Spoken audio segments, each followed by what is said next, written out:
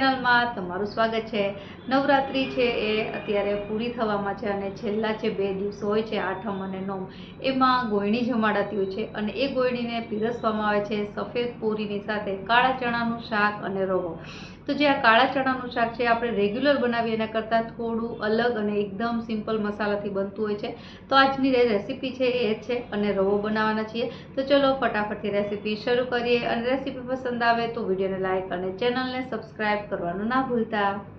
તો સૌપ્રથમ આપણે કાળા ચણાનું શાક બનાવીએ। તો આ જે ચણા છે એને મેં 4 થી 5 કલાક ગરમ પાણીમાં પલાળી રાખ્યા હતા। ત્યારબાદ કુકરમાં એને 4 થી 5 વિસલ સુધી બાફી લીધા છે। મીઠું થોડું એડ કરવાનું અને હવે આપણે આનું શાક બનાવીશું। તો શાક બનાવતા પહેલાં આપણે એક વાટકી લેશું જેમાં આપણે બેઝિક મસાલા કરીએ, જેમ કે ધાણાનો પાવડર, લાલ કશ્મીરી મરચું જેનાથી કલર સરસ આવશે, ત્યારબાદ હળદર અને મેં અહીં થોડો ગરમ મસાલો એડ કર્યો છે। ત્યારબાદ જીરાનો પાવડર અને થોડું મીઠું આપણે ચણામાં બાફવામાં પણ નાખ્યું છે, તો અહીં માપથી એડ કરવાનું। તમે જેટલી ક્વોન્ટિટીમાં ચણા બનાવતા હોય એ પ્રમાણે મસાલો અહીં લેવાનો છે। હવે આ બધા જ મસાલાને આપણે થોડું પાણી છે એના એડ કરી અને એ પેસ્ટ જેવું બનાવી લેશું।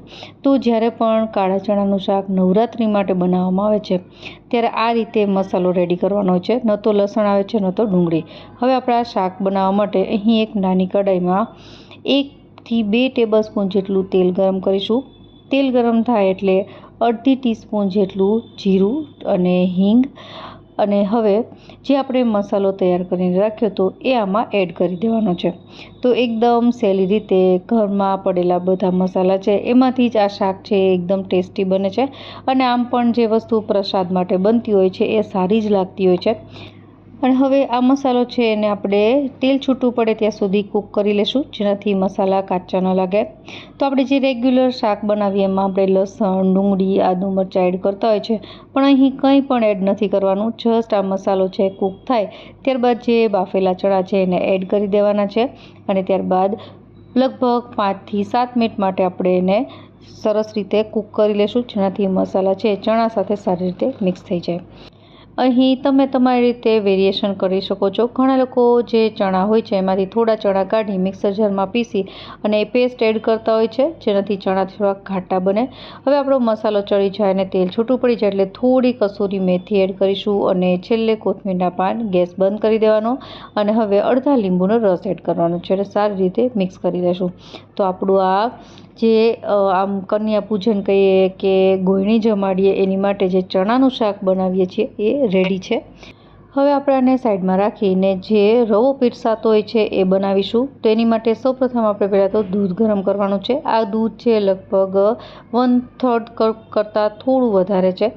આ દૂધ છે એને એકદમ બોઇલ નથી કરવાનું, જસ્ટ હુંફાળું ગરમ કરવાનું છે।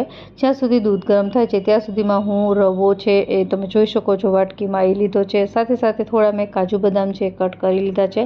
ત્યાં સુધીમાં દૂધ ગરમ થઈ ગયું છે, આપણે એને સાઈડમાં રાખી દઈએ અને એક કઢાઈ લેશું જેમાં આપણે રવાની ક્વોન્ટિટીની સામે લગભગ મેં અહીં 3 થી 4 ચમચી જેટલું ઘી લીધું છે। તમે જો વધારે રવો બનાવવાનો હોય તો વધારે લઈ શકો।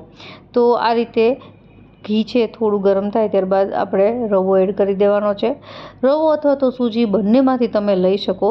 થોડો એક છે જાડો હોય છે અને એક છે ઝીણો દાણો હોય છે। હવે આ રવાને આપણે સારી રીતે શેકવાનો છે। તો અહીં રવાની સુગંધ આવવા લાગે, લગભગ અત્યારે જે આપણે ક્વોન્ટિટી લીધી છે એ ઓછી છે એટલે લગભગ 5 થી 7 જ મિનિટમાં રવો શેકાઈ જશે। તો રવો છે થોડો બ્રાઉન જેવો થવા આવે ત્યારબાદ આપણે જે ડ્રાયફ્રૂટ કટ કર્યા છે એ એડ કરી દઈશું અને એને પણ થોડી વાર માટે આપણે એને રોસ્ટ કરવાના છે, જેનાથી એ ક્રન્ચી બની જાય। તો લગભગ મેં એને પણ અડધીથી 1 મિનિટ માટે રોસ્ટ કરી લીધા છે। હવે આપણે આમાં ખાંડ એડ કરીશું। તો અહીં આપણે અડધી વાટકી જેટલો રવો લીધો હતો એની સામે મેં અડધી વાટકી કરતાં થોડી ઓછી ખાંડ લીધી છે। તમને જો વધારે ગળ્યું પસંદ હોય તો તમે વધારે એડ કરી શકો। હું જ્યારે પણ મીઠાઈ બનાવું છું તો એ બધી માઇલ્ડ સ્વીટનેસવાળી જ હોય છે। હવે ખાંડ એડ કર્યા બાદ એને એક વખત મિક્સ કરી જે આપણે દૂધ ગરમ કર્યું છે એ ધીમે ધીમે આમાં એડ કરવાનું છે। હવે અહીં દૂધના ઓપ્શનમાં તમે પાણી લઈ શકો અથવા તો દૂધ અને પાણી સરખા ભાગે કરીને પણ લઈ શકો। ચોઈસ તમારી છે। મને ખાલી દૂધમાં બનાવેલો શીરો પણ ભાવે છે એટલા માટે મેં ખાલી દૂધ એડ કર્યું છે। અહીં મેં સૌથી પહેલાં જ્યારે દૂધ એડ કર્યું ત્યારે રવો છે તરત જ એકદમ ડ્રાય થઈ ગયો હતો, પણ હવે તમે જોઈ શકો છો કે એકદમ લિક્વિડ કન્સિસ્ટન્સીવાળો છે. તો હવે વધારાનું દૂધ એડ કર્યા વગર જ આપણે સતત ચલાવશું, જેનાથી દૂધ બળી જશે અને જે આ રવો છે એ એકદમ શીરા જેવો આકાર લઈ લેશે અને થોડો કઠણ થઈ જશે. તો તમે જોઈ શકો છો કે આપણો આ રવો છે તૈયાર છે. અહીં ઘી છૂટું પડે એટલે આપણો આ રવો તૈયાર થઈ ગયો કહેવાય. હવે આને સાઈડમાં રાખી અને પૂરી તળી લઈએ. તો પૂરીનો લોટ છે જે રેગ્યુલર આપણે પૂરીનો બનાવીએ એમાં મસાલો એડ નથી કરવાનો, જસ્ટ એક મીઠું જ એડ કરીને મેં બાંધી લીધો હતો અને પૂરી પણ તૈયાર વણીને રાખી છે. તો તળવા માટે મેં હાઈ ગેસની ફ્લેમ પર તેલ ગરમ કરી લીધું છે અને એક વખત તેલ ગરમ થઈ જાય એટલે મીડિયમ ટુ હાઈ ગેસની ફ્લેમ કરતા જવાની ને પૂરી તળવાની છે. પૂરી છે એ હંમેશા હાઈ ગેસની ફ્લેમ પર તળાતી હોય છે, જેનાથી એ સારી એવી ફૂલે. જ્યારે પણ તમે આ લોટ બાંધો ત્યારે એમાં રેગ્યુલર આપણે રોટલીનો લોટ બાંધીએ એના કરતાં થોડું વધારે મોણ એડ કરવાનું, જેનાથી પૂરી છે એ ફૂલેલી રહેશે અને સોગી નહીં બને.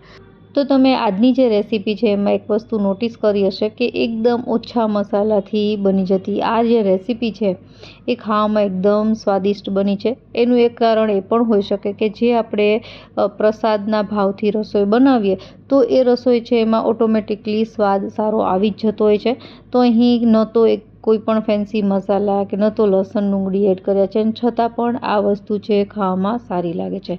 તો આ નવરાત્રિ દરમિયાન જો તમે પણ ગોળણી જમાડવાના હોય તો તમે આ રેસીપી જરૂરથી ટ્રાય કરજો. આશા રાખું રેસીપી જરૂરથી પસંદ આવી હશે. ફરી મળીએ નવી રેસીપી સાથે. ત્યાં સુધી બાય.